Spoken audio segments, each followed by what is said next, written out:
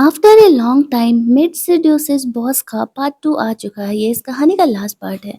जब मैंने ये ड्रामा देखा तो मैंने कभी एक्सपेक्ट नहीं किया था कि ये इस तरीके से टर्न आउट होने वाला है। तो इस पार्ट के स्टार्टिंग में हम लोग देखते हैं कि मोमो को डाउट था कि किकी यहाँ पे रोहान को हटाने का कोशिश कर रही है, क्योंकि उसका ये जो नेकलेस था वो वहाँ गिरा हुआ था। तो वो किकी को पनिशमेंट देने के लिए और दूसरी मेड को बोल रही होती है, और किकी यहाँ पे रोहान के सामने काफ़ी ज़्यादा इनोसेंट और सीधा-साधा बनने के लिए कुछ भी रिएक्ट नहीं कर रही होती और कहती है कि नहीं, नहीं, ये नेकलेस मेरा नहीं है। वैसे तो एक्चुअल में ये नेकलेस सच में किकी का था भी नहीं। उसने जानबूझ कर के ये सब कुछ किया था रोहान और मोमो के नज़र में आने के लिए। जैसे ही वो यहाँ पर किकी का इंसल्ट करने के लिए उसे अनड्रेस कर रही होती है, तभी उसकी पीठ पर रोहान को एक ऐसे लोटस का टैटू दिखता है। किकी ने रोहान के लिए ही बनाया था, क्योंकि उसे पता था कि वो एक स्पेशल टेम्पल में जा करके रेड लोटस सूत्रा का पूजा किया था, जिससे कि उसे ये स्पेशल बीड्स मिले थे, जिसकी वजह से कि वो कभी किसी से प्यार नहीं कर पाएगा। लेकिन एक बार अगर उसने किसी से प्यार कर लिया तो फिर इस बीड्स में इतनी ताकत है कि अगर वो प्यार को उसने धोखा दिया या वो प्यार इससे छूट गया तो वो एक दिन में ही मारा जा सकता है। बट रोहन ने इन चीज़ों को इतना सीरियसली नहीं लिया था, तो वो तो बस खुद को पावरफुल बनाना चाहता था। यहाँ पर किकी के बॉडी पर वो पार्ट देख करके वो उसे सेव करने के लिए चले जाता है। दूसरी मेट बताती है कि एक्चुअल में ये नेकलेस उसका है और पोछा लगाते समय गलती से वहाँ गिर गया होगा। किकी ने जानबूझ करके उठा करके उसे रोहन के चेयर पर रख दिया था, ताकि मोमो को ये देख करके डाउट हो कि मैं वहाँ था। रोहन किकी को सेव कर रहा होता है और मोमो पर गुस्सा कर रहा था कि तुमने इसे झूठ-मूठ का ब्लेम किया है। तुम इसे सॉरी बोलो। मोमो इस बात पर गुस्सा कर रही थी कि मैं इस घर की मिस्ट्रेस हूँ, मैं इसे भला सॉरी क्यों ही बोलने जाऊँ? रोहन उस पर गुस्सा करते हुए कहता है, तुमने बेवजह ही इस लड़की को परेशान किया है। किकी इनोसेंट बनते हुए कहती है, छोड़ दीजिए बॉस, गलती मेरी ही है। मैम को मुझ पर डाउट हो रहा है, मुझे कोई प्रॉब्लम नहीं है, जो वो उस बात को जाने देते हैं। लेकिन रोहान इस बात को पकड़े हुए था कि नहीं, मोमो किकी को सॉरी बोलेगी। तो मोमो को यहाँ पर उसे सॉरी बोलना पड़ता है। अब रोहन उसे वहाँ से लेकर के जाता है और किकी को ऐसा लगता है कि वो छोटी-सी जंग जीत चुकी है। रात में वो अपने कमरे में इंतज़ार कर रही थी रोहन के आने का, उसे पता था कि वो ज़रूर ही आएगा। यहाँ पर वो उसके लिए चोट पर लगाने के लिए मलहम लेकर के आया हुआ था। किकी उसे खुद ही अप्लाई करने के लिए बोलती है, क्योंकि उसके हाथ वहाँ तक नहीं पहुँच रहे थे। रोहन यहाँ पर उसे वो मेडिसिन अप्लाई करने लगता है। क्योंकि आगे चल के कहानी इस तरीके से टर्न आउट होने वाली है, वो खुद भी कभी एक्सपेक्ट नहीं कर रही थी। जिसे वो पटाने का कोशिश कर रही है, क्या वही उसका सच्चा प्यार है? यहाँ पर रोहान ऐसे उसके पीठ पर वो दवा लगा रहा होता है, क्योंकि कहती है कि थैंक यू बॉस, लेकिन वो जानबूझ करके उसके ऊपर ऐसे स्लिप करके गिरने की एक्टिंग करती है और रोने लगती है। दूसरी साइड दूसरी मेड मोमो को बताती है कि मैंने रोहान को किकी के कमरे की तरफ जाते हुए देखा है और मुझे डाउट है कि वो दोनों अब तक उस कमरे में है। रोहान यहाँ पर नोटिस करता है कि किकी के फेस पर वो मास्क चोट वाला नकली है, और दूसरी तरफ इधर मोमो किकी के रूम को ढूंढने के लिए आ जाती है। यहाँ पर मोमो को डाउट था कि रोहान और किकी दोनों सेम कमरे में मिलने वाले हैं। वो कमरे को ओपन करती है तो देखती है कि किकी अकेले ही दवा लगा रही है। यहाँ पर वो पूछने लगती है कि तुम अकेले हो? किकी कहती है हाँ, तो और कौन होगा? उसने यहाँ पे रोहान को ब्लैंकेट के अंदर छुपाया हुआ था। मोमो उसे वार्न करती है कि अगर मैंने तुम्हें अपने होने वाले हस्बैंड के आसपास मंडराते हुए देख भी लिया तो तुम्हारे लिए सही नहीं होगा।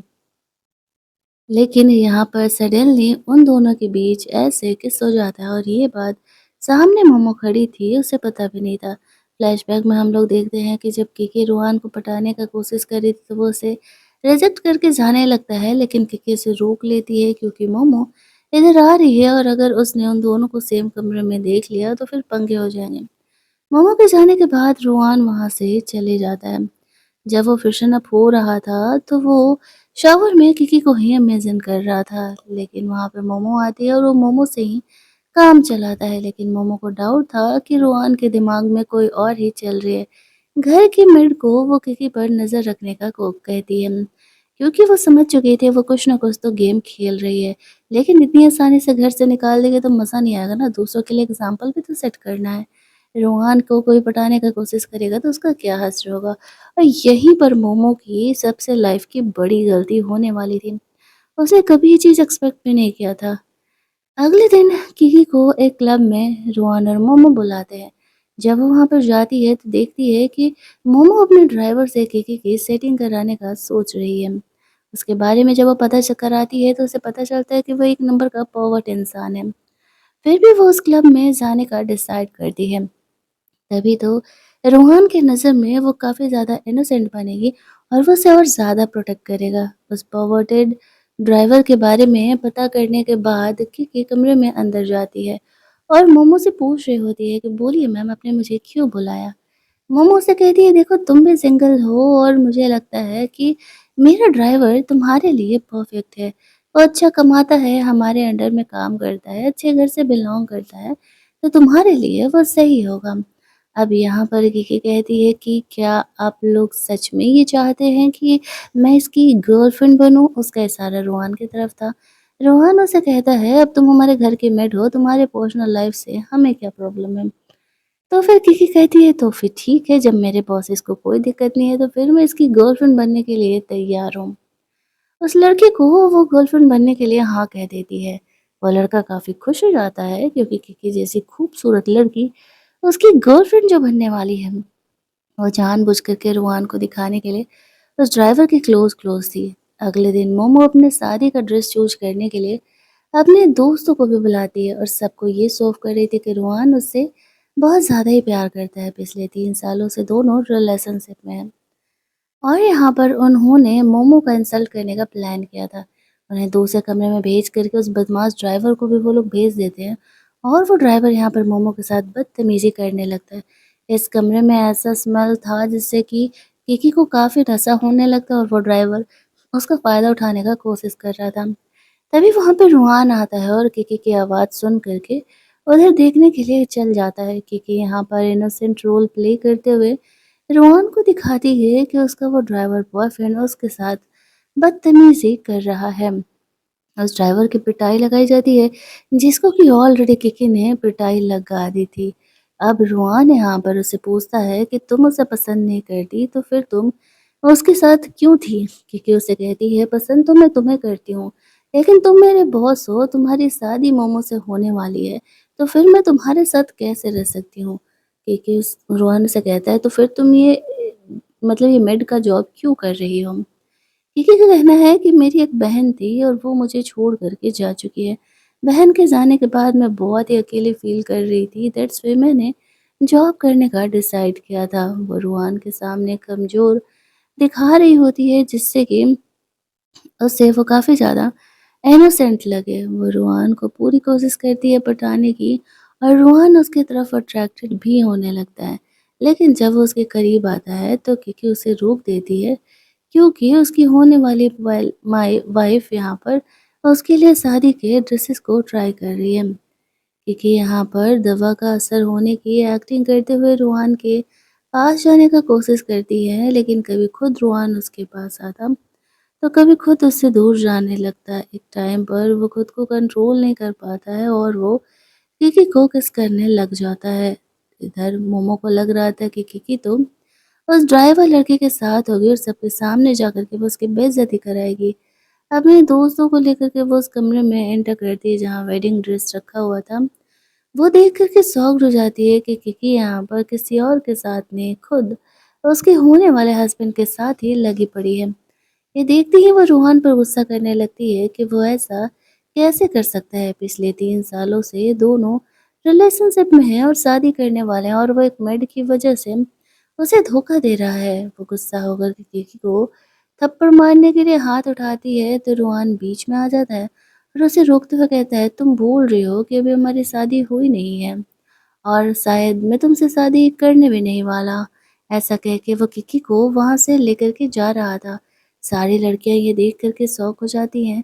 सबको तो ये पता चल गया था कि मोमो की क्या ही औकात है और किकी को ऐसा लग रहा था कि उसने असली किलर को पकड़ लिया है और वो मोमो है और उसने रुआन को छीन करके अपनी बहन के मौत का बदला ले लिया है। लेकिन यहाँ से तो कहानी कुछ दूसरे तरीके से ही टर्न आउट होने वाली थी। मोमो को किकी पर बहुत ही ज़्यादा गुस्सा आता है और वो रोहन को अपने हाथ से किसी हालत में जाने नहीं देने वाली थी। आफ्टर दैट रोहान और किकी दोनों घर जाते हैं, जहाँ पर कि रोहान किकी के साथ रोमांस करने का कोशिश कर रहा था, तो वो बहाने से उसे रोकते हुए कहती है कि अब भी मोमो तुम्हारी लीगल गर्लफ्रेंड है और वो तुम्हारी फियांसे है, जिससे कि तुम्हारी शादी होने वाली है, तो फिर मैं तुम्हारी गर्लफ्रेंड कैसे बन सकती हूँ? अब यहाँ पर रोहान उसे कहता है कि मैं कल परसों में ये सबके सामने अनाउंस कर दूंगा कि मेरा और मोमो का रिलेशन टूट चुका है, तो फिर तो तुम्हें कोई प्रॉब्लम नहीं ना? किकी कहती है हाँ तो फिर ठीक है, उस समय तक कम से कम रोक लेते हैं खुद को, क्योंकि मुझे किसी की मिस्ट्रेस बनने का कोई शौक नहीं है। रोहान मान जाता है। अगले दिन वो किकी को उस प्लेस पर लेकर के जाता है जहाँ पर कि वो सबसे मिलवाने वाला था और ये अनाउंस भी करने वाला था कि दोनों अलग हो रहे हैं।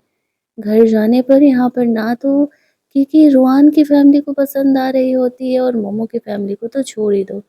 रोहान की खुद की मॉम रोहान पर बहुत गुस्सा कर रही होती है कि वो किकी जो कि सिर्फ एक मेड है उसके चक्कर में कैसे पड़ सकता है।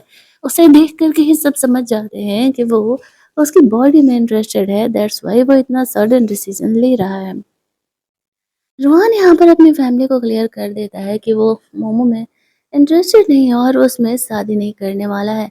मोमो कहती है पिछले 3 साल से हम रिलेशनशिप में हैं, तुम ऐसा कैसे कर सकते हो?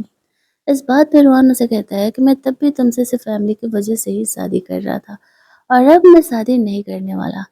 ऐसा कहते हुए वो किकी को वहां से लेकर के जाता है, लेकिन मोमो हार नहीं मानने वाली थी। तो उसी मेड के साथ मिल करके चाल चल रही होती है। किकी जब वॉशरूम के लिए निकल रही थी तो उसने प्लान बनाया हुआ था और वो किकी को वहां से किडनैप कर लेती है।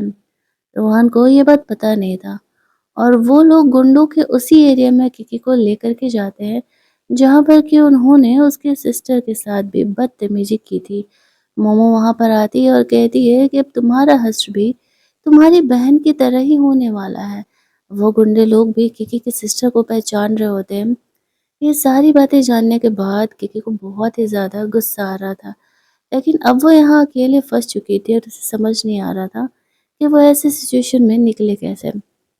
वहाँ देखती है मोमो के ब्लड से कुछ चीज़ें वहाँ पर लिखी हुई है और वो देख करके बहुत ही ज़्यादा इमोशनल हो जाती है। क्योंकि उसे कहती है अब तक तुम्हें ये लग रहा था कि मैंने तुम्हारी बहन को मारा है, मैंने तुम्हारी बहन को यहाँ भेजा है, तो ये तुम्हारी गलतफहमी है। अफसोस तुम मुझसे बदला ले करके भी जीत नहीं पाओगी। ऐसा कह के वो गुंडे लोगों को वहाँ किकी के पास छोड़ करके जाने लगती है। इस बात का मतलब किकी को समझ नहीं आता है, तो किकी मोमो को गुस्सा दिलाने के लिए कहती है तुम्हें क्या लगता है मेरी बहन को यही सीक्रेट पता था ना कि तुम्हारा ऑलरेडी एक नाजायज बेटा है और उसके बाद तुम कभी माँ नहीं बन सकती। ये बातें तुमने रुहान से छुपा के रखी है, सोचो उसे पता चल गया तो क्या होगा। तभी रुहान यहाँ पर किकी को सेव करने के लिए आ जाता है और वो ये सारी बातें सुन लेता है। मोमो से कहती है मैं तुमसे प्यार करती हूँ, मुझे छोड़ के मत जाओ। लेकिन वहाँ पे रोहन की भी फैमिली आई हुई थी। किकी ने रिपोर्टर्स भी बुला लिए थे और सबको पता चल जाता है मोमो की लाइफ, पर्सनल लाइफ कितनी ज़्यादा मेस्ड अप है। रोहन की फैमिली भले ही किकी को ना एक्सेप्ट करे, लेकिन वो मोमो को भी एक्सेप्ट नहीं करने वाली थी, क्योंकि उसकी पर्सनल लाइफ बहुत ज़्यादा ही मेस्ड अप है। वो मोमो से ऑफिशियली सबके सामने रिलेशन तोड़ करके वहाँ से चले जाता है। रोहान किकी को अपने घर लेकर के जा रहा होता है, तभी उसके ग्रैंडफ़ादर उसे मिलने के लिए बुलाने लगते हैं। वो लोग ग्रैंडफ़ादर से मिलने के लिए जाते हैं, तो ग्रैंडफ़ादर ऑब्वियस सी बात है कि यहाँ पर रोहान को पनिशमेंट देने वाले। रोहान किकी को अंदर कमरे में जाने के लिए बोलता है।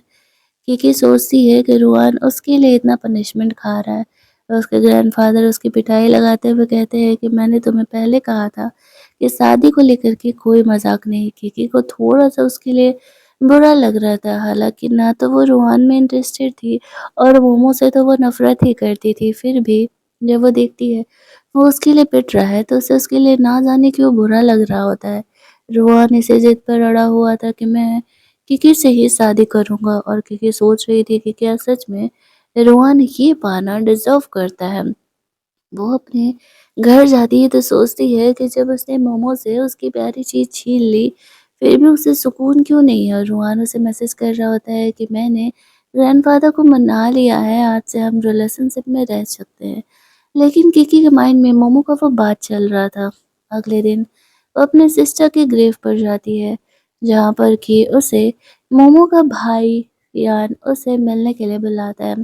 वैसे तो वो इस घर का नाजायज़ औलाद था, लेकिन मोमो और उसकी मॉम उसे अपने बेटे की तरह माना करती थी और खुद यान की मॉम ने उसे कभी प्यार नहीं किया था। यान उसे कहता है, तुमने मेरी सिस्टर को परेशान किया। तुम्हारे पास 2 ऑप्शन हैं, या तो तुम खुद यहाँ से हमेशा के लिए चले जाओ, या तो फिर इनमें से किसी एक को तुम पटाओ और वो तुमसे वो बदला लेंगे जो कि तुमने मेरे सिस्टर से लिया है।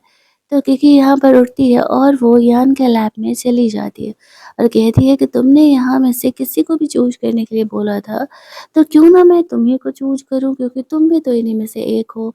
यान उसे वार्न करता है कि वो आग से खेल रही है। किकी उसे कहती है कि मुझे आग से खेलने की आदत है, जब मैं इस फ़ील्ड में आई हूँ तो। वो जान रही थी कि ये लोग कुछ न कुछ तो गेम खेल रहे हैं। उसे यान के साथ भी फ्लर्ट करने में कोई दिक्कत नहीं थी। अपनी फ्लर्टिंग स्किल पर उसे पूरा भरोसा था कि कोई भी उसे पसंद कर लेगा।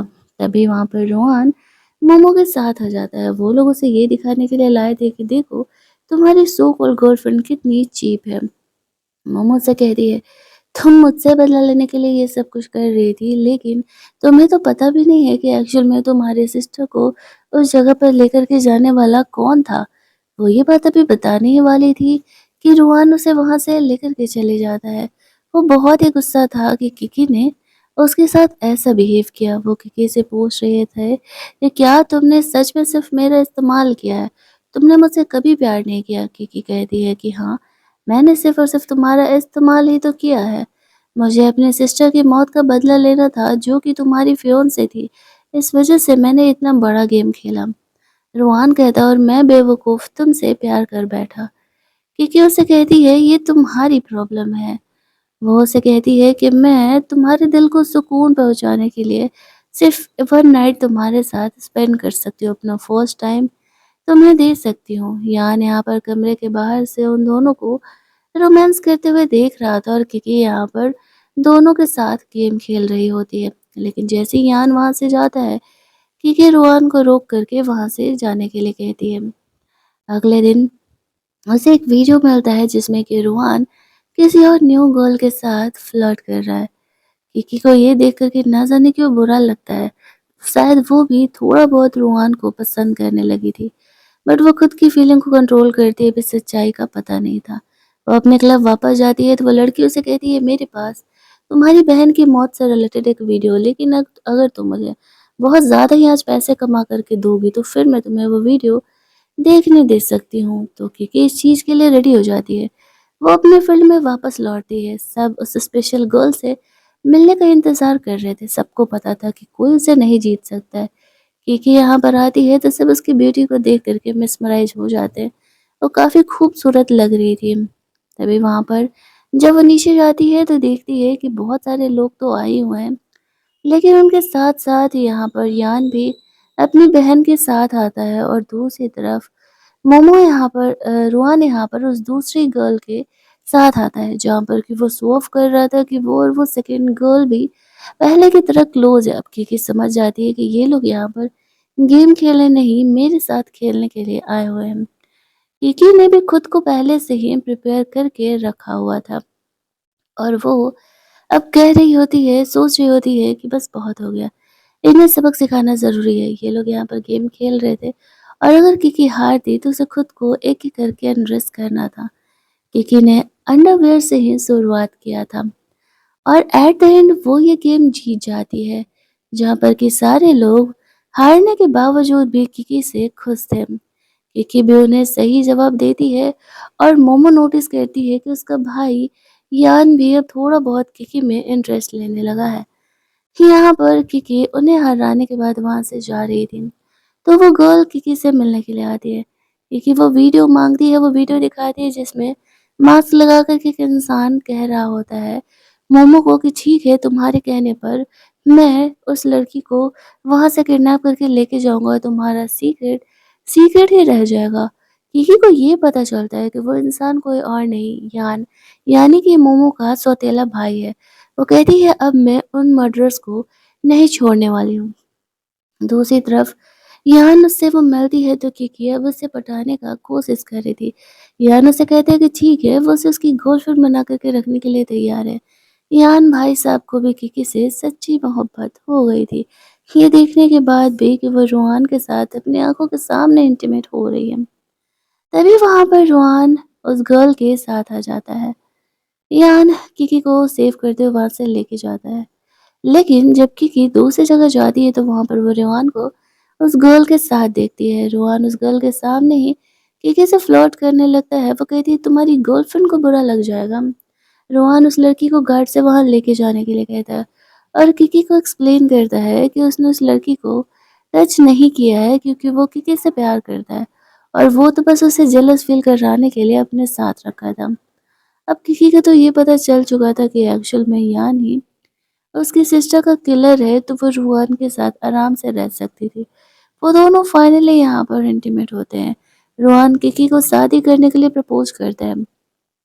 किकी उससे कहती है तुम्हें पता है कि अभी तक मुझे मेरी सिस्टर की मौत का बदला नहीं मिला है, तब तक मैं तुमसे शादी नहीं कर सकती और वो कोई और नहीं यान है। रूहान उसका सपोर्ट करते हुए कहता है कि ठीक है, मैं तुम्हारा इंतज़ार करने के लिए तैयार हूँ।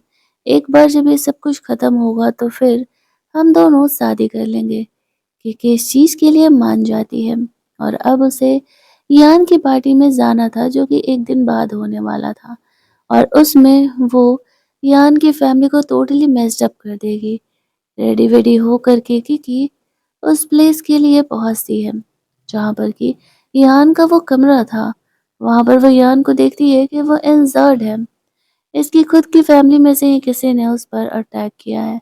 उसकी मॉम उस पर गुस्सा कर रही थी कि तुम हमारी फैमिली को डिस्ट्रॉय मत करना जैसे कि तुम्हारी मॉम ने किया था। मैंने यहाँ पर भले ही तुम्हें पाला पोसा है, लेकिन ऐसी हरकतें मुझे दोबारा नहीं चाहिए। ना जाने यान ने क्या किया था। क्योंकि ये देखती है तो वो यहाँ पर उसका फोर्स स्टार्ट करने के लिए चली जाती है। वो अपने गुस्से को कंट्रोल करते हुए यान की बॉडी पर फर्स्ट एड लगा रही होती है। वो जानबूझ करके यान को गुस्सा दिलाने वाला छेड़ रही होती है। यान ऐसी बेहोशी की हालत में अपनी मॉम को मिस कर रहा था और वो किकी को हक कर लेता है। जब उसे होश आता है तो किकी उससे कहती है तुमने नशे की हालत में मुझे अपनी मॉम समझा। क्या तुम अपनी मॉम को बहुत ही मिस करते हो? आई नो तुम अपनी मॉम से नफरत इसलिए करते हो क्योंकि तुम्हें ऐसा लगता है तुम्हारी मॉम ने कभी तुमसे प्यार किया ही नहीं और तुम्हें इस बात का गिल्ट है कि उन्होंने तुम्हें क्यों ही पैदा किया, इस वजह से तुम इतना सफ़र कर रहे हो। यान उसे कहता है तुम्हें मेरी पर्सनल लाइफ में इतना इंटरफेयर करने का ज़रूरत नहीं है। जब वो किकी को किस करने के लिए जाता है तो वो उसे रोक देती है। वो उसे कहता है कि क्या सच में तुमने खुद को रुआन के लिए सेव करके रखा हुआ है? वो इतना सीधा नहीं है, तुम्हें पता है वो भी उन्हीं बदमाशों में से एक है। वो कुछ टाइम पहले यहाँ पर अपने ग्रैंडफादर की प्रॉपर्टी संभालने के लिए आया था और वो इंसान ऐसा है कि वो अपने रास्ते के बीच में आने वाले किसी भी इंसान को ख़त्म कर सकता है। उसने प्यार मोहब्बत से पूरी तरीके से खुद को तोड़ लिया है। ऐसा करके वो बाहर पार्टी अटेंड करने के लिए जाता है तो यहाँ पर किकी को यान की मॉम की तरफ से एक पियानो गिफ्ट मिलता है। उसमें एक वॉइस रिकॉर्डर था। वो समझ जाती है चीजें यहाँ पर गड़बड़ है। दूसरी तरफ बाहर पार्टी चल रहा होता है। यान के स्टेप मदर का यहाँ पर बर्थडे था और वही पार्टी यहाँ पर चल रहा होता है। तभी वहाँ पर किकी आ जाती है। उसे देखते ही यान की मॉम गुस्सा करने लगती है। यान उनके सपोर्ट में आता है। किकी यान को एक वॉइस रिकॉर्डर देती है और कहती है ये तुम्हारी मॉम का है, देखना चाहोगे इसमें तुम्हारी मॉम ने क्या तुम्हारे लिए वॉइस नोट छोड़ा हुआ है। वो लास्ट वॉइस नोट जब यहाँ पर यान सुनता है उसे पता चल जाता है उसकी मॉम यान से बहुत ही प्यार करती थी। वो खुद को सेक्रीफाई कर चुकी थी यान को प्रोटेक्ट करने के लिए, यान का इस्तेमाल करने के लिए। उसकी फैमिली वालों ने यान से झूठ बोला था कि तुम्हारी मॉम तो तुमसे प्यार ही नहीं करती है, इसी वजह से वो तुम्हें मरने के लिए छोड़ कर के चली गई थी। अब जब ये बात यहाँ पर यान को पता चलता है कि एक्चुअल में यहाँ पर उसकी मॉम उससे बहुत प्यार करती थी और वो बेवजह ही अपनी मॉम से इतने सालों से नफ़रत करते आया था, तो वो अब सारा गुस्सा यहाँ पर मोमो और उसकी मॉम पर निकाल देता है। पूरे पार्टी को तहस-नहस कर देता है क्योंकि यही तो चाहती थी। पूरे घर में इनका मेस्ड अप हो चुका था चीज़ें और वो सब कुछ तोड़-फोड़ मचा करके वहाँ से जा रहा होता है क्योंकि अपनी जीत को लगता है उसने हासिल कर लिया और वो बाहर जाती है। यान उसके पीछे आता है और वो उसे एक बार हग करने के लिए खुद को बोलता है। वो कहता है, आई नो तुम रोहन से प्यार करती हो, लेकिन बस एक बार मुझे खुद को हग कर लेने दो। अब यहाँ पर कार में रोहन इन चीज़ों को देख रहा होता है। लग तो ऐसा रहा था कि मानो वो जेलस हो रहा है, लेकिन यहाँ से कहानी कुछ अलग ही तरीके से टर्न आउट होने वाली है and you will never know आपके लाइफ में कौन अपना है और कौन पराया। यान किकी को अपने घर लेकर के जाता है। वो दोनों यहाँ पर भीगे हुए थे। यान किकी के साथ रोमांस करने का प्लान कर रहा था, लेकिन वो बहाने से उसे रोकती है और कमरे से बाहर चली जाती है। रोहान उसे एक पॉइज़न देते हुए कहता है कि फाइनली तुम्हारी बहन का किलर तुम्हारे सामने है। उसे ख़त्म करो और हम कल के कल ही शादी कर लेंगे। क्योंकि वो पॉइज़न रोहान के हाथों से लेके चली जाती है। यहाँ पर रोहान का सेक्रेटरी उसे कहता है, आपको लगता है कि वो ये मिशन पूरी कर पाएगी? रोहान उसे कहता है, हाँ, इसीलिए तो मैंने उसे चूज़ किया था, ताकि वो ये मिशन अच्छे से कंप्लीट कर पाए। अब आप तो समझ ही रहे होंगे कि कहानी यहाँ से किस तरफ टर्न आउट हो रही है।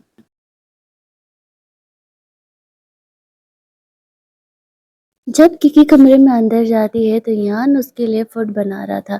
ऐसा लगा था जैसे कि रोहान ने बोला था कि यान उससे शादी करने के लिए बोलेगा, पावर में आने के लिए, लेकिन यान उसे कहता है, मैं सिर्फ तुम्हें यहाँ से लेकर के जाना चाहता हूँ, इन पचड़ों से दूर, केवल हम तुम कहीं दूर साथ रहेंगे।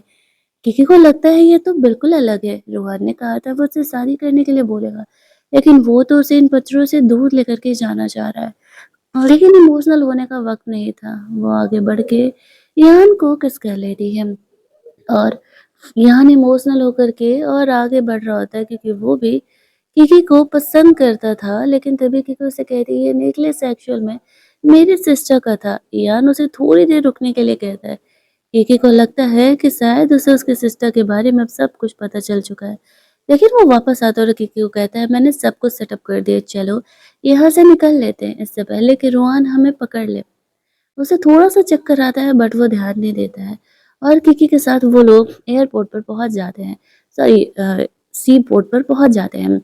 जहाँ पे नाव के थ्रू वो लोग वहाँ से निकलने वाले थे, लेकिन तभी यान को ऐसे ब्लीडिंग स्टार्ट हो जाता है और रोहान भी वहाँ पर आ जाता है। यान को पता चल जाता है कि किकी ने एक्चुअल में उसे पॉइज़न दिया है। किकी को रुआन अपने पास बुलाता है। उसके गुंडे लोग यहाँ पर यान और उसके बंदों से निपट रहे थे और एट द एंड यहाँ पर यान को भी मार दिया जाता है। किकी उसे कहती है, मैंने तुम्हें पॉइज़न दिया था क्योंकि तुम मेरे सिस्टर के किलर हो। और यहाँ पर ऐसा हमें दिखाया जाता है कि यान की मौत हो जाती है। किकी का जो रिवेंज था वो पूरा हो जाता है। लेकिन असली कहानी अभी बाकी है। कहते हैं ना कि कहानी का क्लाइमेक्स पूरी कहानी के देखने के नज़रिए को बदल देता है। यान के मरने के बाद किकी नोटिस करती है यान के पास उसकी बहन का वो नेकलेस था। जिसे देखते ही वो बहुत रोने लगती है और बेहोश हो जाती है। रोहन उसे वहां से लेकर के जाता है। अगले 1 महीने तक किकी यहाँ पर कोमा में रहती है। उसने बहुत सारे लोगों को फ़ील किया था। आफ्टर 1 मंथ जब उसे होश आता है तो रोहान उसे शादी के लिए प्रपोज़ करते हुए कहता है कि मैं फाइनली यहाँ पर तुम्हें अपना बनाना चाहता हूँ। किकी उसे हाँ कहने ही वाली थी कि वो खुद को रोक देती है और उसे कहती है कि तुम मुझे कल प्रपोज़ करना। कल मेरे लिए स्पेशल दिन है और कल मैं तुम्हें ज़रूर यहाँ कहूँगी। रोहान इस बात के लिए मान जाता है। वो अपने काम से थोड़ी देर के लिए बाहर निकलता है और किकी को कहता है, मैं वापस आता हूँ तुम्हारे पास। फिर हम लोग देखते हैं इस कहानी का असली क्लाइमेक्स। तो क्लाइमेक्स कुछ यूँ था कि एक्चुअल में रूहान ही वो असली विलन है। हाँ, मैंने भी एक्सपेक्ट नहीं किया था। वो उस क्लब में जाता है जहाँ पर किकी काम किया करती थी और वो एक्चुअल में उस क्लब का असली ऑनर था। उसी ने ये सारा गेम रचा था। रूहान को पावर में आने के लिए किकी का इस्तेमाल करना था। किकी के इनोसेंस को देख करके वो उससे इम्प्रेस हो जाता है और अपने फील्ड में उसे लाना चाहता है। लेकिन वो हेल्पर उसे बताती है कि किकी को उसकी बहन यहाँ पर कभी भी काम नहीं करने देगी। रोहान यहाँ पर स्पिरिचुअल चीज़ों पर थोड़ा ज़्यादा ही ट्रस्ट करता था। दैट्स व्हाई यहाँ पर उसे कि अपने प्लान के लिए परफेक्ट लग रही होती है। फिर जब वो उसकी बहन को देखता है तो समझ जाता है, अगर उसकी बहन को रास्ते से हटा दिया जाए तो वो रिवेंज मोड में आ जाएगी और ये उसके लिए बहुत ही सही है। उसे ये भी पता था कि किकी की सिस्टर को मोमो के सीक्रेट के बारे में पता है। खुद रुआन को भी मोमो के सीक्रेट के बारे में सब कुछ पता था। बट वो अपनी प्रॉफिट के लिए, अपने बिजनेस के फायदे के लिए मोमो के साथ था। किकी का अब तक तो वो इस्तेमाल ही कर रहा होता है, लेकिन फिर बाद में उसे किकी से प्यार हो गया था। वो अपना फेवरेट फ्लावर यहाँ लेने के लिए आया था ताकि वो किकी को गिफ्ट कर सके। वो मेड कहती है, लेकिन अगर आने वाले फ्यूचर में किकी को पता चल गया कि तुम्ही ने अपने फायदे के लिए किकी की सिस्टर को मरवाया है, तो क्या ये तुम्हें कभी माफ करेगी? रुहान कहता है, उसे कभी पता ही नहीं चलेगा, क्योंकि मैंने उसके हाथों से यान को मरवा दिया है और अब मैं फाइनली उससे शादी करने वाला हूँ। जब वो घर जाता है तो पता चलता है कि किकी अंदर कमरे में है और कई घंटों से बाहर नहीं आई है। रोहान को एक बात का डर महसूस हो रहा था, जैसे कि वो किकी को हमेशा के लिए खोने वाला है, सब कुछ खत्म होने के बावजूद भी। वो घर पहुंचता है, उसे पता चलता है वो वीडियो जिसमें कि किकी को सच्चाई पता चल चुका है कि रोहान ने ही एक्चुअल में खुद उसकी बहन को मारा है, क्योंकि उस फ्लावर में हिडन कैमरा था जो कि खुद किकी ने उस फ्लावर में डाला था। यहाँ पर किकी बोलती है, मुझे खुद पता चल गया था जिस दिन उस हेल्पर ने मुझे वो वीडियो दिखाया था। मैंने उस लड़की के हाथों पर वो टैटू देखा था जो कि उस लड़की के हाथों पर भी था। तो ही मैं समझ गया कि वो समझ गई कि वो यान नहीं है। यान के हाथों पर वो टैटू नहीं था। उस वीडियो के थ्रू उसी दिन उसे पता चलता है कि रुहान ही वो असली किलर है। उसे अफ़सोस होने लगता है कि वो रुहान से प्यार करने लगी थी, जो कि उसकी सिस्टर का किलर है। उसका शुरुआत से ही प्लान ये था कि उस इंसान से उससे प्यारी चीज़ छीन लेना, जैसे कि उसकी बहन को उससे छीना गया था। मोमो पे डाउट था, जिसने रुआन को छीन लिया। अब रुआन के लिए फ़िलहाल सबसे प्यारी चीज़ किकी ही है। तो वो अब फाइनली रुआन को छोड़ के जाने का प्लान कर दिया। उसे उस बुद्धा भीड़ के बारे में भी पता था। दैट्स व्हाई उसने खुद को हर्ट कर लिया था, ताकि वो उस तरीके से ये कर सके, रुआन से बदला। उसने कोमा के दौर में अपनी बहन को देखा था, यान को देखा था। उसे पता चल गया था कि यान उससे सच में प्यार करता था और उसे यान को चूज़ करना चाहिए था। बट अब वो चीज़ों को बदल तो नहीं सकती थी, सिर्फ़ और सिर्फ़ रिवेंज में ही आगे बढ़ सकती थी। रुहान को जब ये बात पता चलता है तो वो शॉक में चले जाता है। वो किकी को ढूँढते-ढूँढते वॉशरूम की तरफ जाता है तो देखता है कि बाथटब में किकी ने अपनी जान गँवा दी है। उसे भरोसा नहीं होता है कि किकी अचानक से उसे छोड़ कर के जा सकती है, और उस बुद्धा भीड़ के हिसाब से जिस अगर उस प्यार करने वाले इंसान को रुआन ने खुद खो दिया या मार डाला तो वो बुद्धा भीड़ टूट जाएगा। और होता भी वही है, किकी के मरते ही वो बुद्धा भीड़ टूट जाता है। रुआन बहुत ही रोने लगता है, क्योंकि उसके लिए लिख के गई थी कि अब फाइनली मेरा रिवेंज यहाँ पर कंप्लीट होता है। मैंने उस इंसान से वो चीज़ छीन ली जो कि उससे सबसे प्यारी थी। रोहन अचानक से ओल्ड एज हो जाता है। उसे भरोसा नहीं होता है कि सच में वो बुद्धा भीड़ इतना ज़्यादा पावरफुल था। सीन कट होता है और हम देखते हैं यान जिंदा है और वो किकी के वापस आने का इंतज़ार कर रहा है। एक्चुअल में किकी ने उसे पॉइज़न नहीं दिए थे, सिर्फ उसे एक ऐसा हाई डोज़ का दवा दिया था जिससे कि सबको ऐसा लगे कि यान मर रहा है, और गोली उस समय यान को ऐसी जगह लगी थी जिस वज़ह से कि वो बच जाता है। वहाँ पर हम लोग किकी को देखते हैं, वो अपना रिवेंज पूरा करके आ चुकी थी। रोहन अब इस दुनिया में नहीं था। हमारी ये कहानी यहीं पर एंड कर दी जाती है। कैसा लगा आपको कहानी का क्लाइमेक्स? मैंने ये कभी एक्सपेक्ट नहीं किया था कि रोहन एक विलन होने वाला है और वो इस तरीके से किकी उससे रिवेंज लेने वाली है। एट द एंड किकी और यान दोनों एक हो जाते हैं। हमारी कहानी ख़त्म कर दी जाती है। कहानी अच्छी लगी हो तो वीडियो को लाइक और शेयर करना मत भूलना। चैनल को सब्सक्राइब कर लेना ताकि नए वीडियोस के नोटिफिकेशन आपको मिलते रहें। चलिए जल्दी से मिल लेते हैं हम लोग एक और नई कहानी के मस्त मस्त वाले हिंदी वर्जन में। तब तक के लिए कीप ट्यून्ड।